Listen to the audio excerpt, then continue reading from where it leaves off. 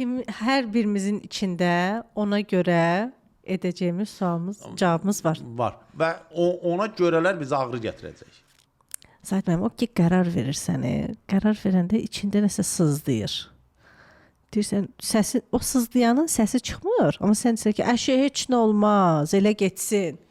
Problem baba orada olur. Ona biz deyirik, özündən amansız səmimi ol da.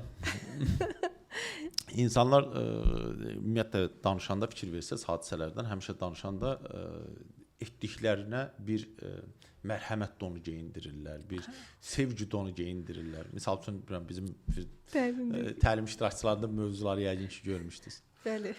Mən onu elədim, ona görə ki, onun həyatına çətinlik istəmirdim olsun, o hələ cavan idi və s. və s. Amma onun kökündə duran onlar deyil axı. Onun kökündə duran onun özünün o fayda axtarışı idi. Əslində heç özü də bilmirdi Zahid müəllim. Bəli, indi gətirirəm onu da. İnsanların mahiyyəti ondadır ki, onlar özü ilə o səmimilikdə deyil. O görə bilmir ki, həqiqətən o niyə eləyib. O insandan sən soruşanda ki, filan hərəkəti niyə elədin? O əslində niyə elədiyini bilmir. Həmin anda başlayır düşünməyə, başlayır ona mənalı qatmaq. Ona görə ki, mən nə bilim, bunu elədim, cəmaət də məni yaxşı görsün. Amma dərinə baxsa, onu özü ilə səmimi ola bilsə, özünün məsələlərini görə bilər, özünün həqiqətən də o məsələdə nə hiss elədiklərini, nə başa düşdüyünü, nə gördüyünü görə bilər. Onu görmək istəmir. Daha doğrusu o görməməklə yaşamaq dünyanın modelinə düşüb. Biz uşaq olandan, biz o dizaynımızdan biri idi əslində. Amma o uşaq gəldi bir gün bir uşaqla dalaşdı, gəldi bir hərəkət elədi, məktəbdə onu məsxərəyə qoydular. Bir iş gördü evdə, anası atası nəsə qadağa qoydu onu və o uşağın neçə yaşı vardı? 5 yaşı, 6 yaşı, 7 yaşı, nə bilim 9-10 yaşı. Orada düşündü ki, mən nə tərs eləməliyəm, mən bu hissəmi heç kim görməsin. Hə. Və illərlə onu bağlamağa çalışdı və o bugün o hissəsini görməkdən qorxur. Ora baxmaqdan qorxur. 50 yaşı olsa belə. Bəli. Amma onun həyatı əslində bugün nəyə dönüb?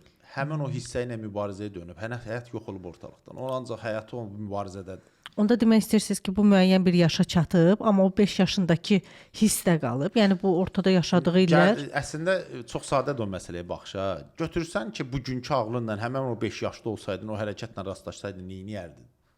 Elə əhəmiyyət verməzdi. Yəni 5 yaşlı uşağın o anda o qərara gəlməyi normal idi. Amma sənin 5 yaşın yoxdur da, amma niyə qalmısan o 5 yaşda?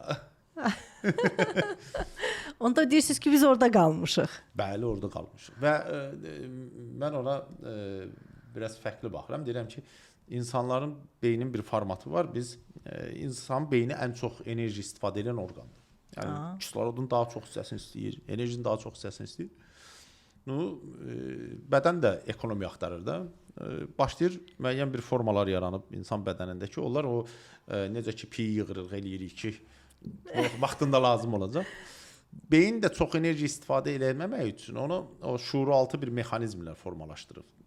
Biz bir hadisə ilə rastlaşırıq, eləyirik, orada bir dərk etmə keçirik. O dərk etmə ola bilər səhvdir, amma biz onu keçmişik.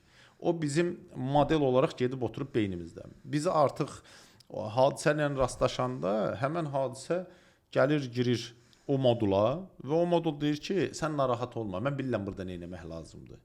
Keçən dəfə biz bununla rastlaşmışdıq, başa düşdük ki, belə eləmək lazımdır. Sən o hadisəyə yenidən baxmırsan, artıq baxmısan.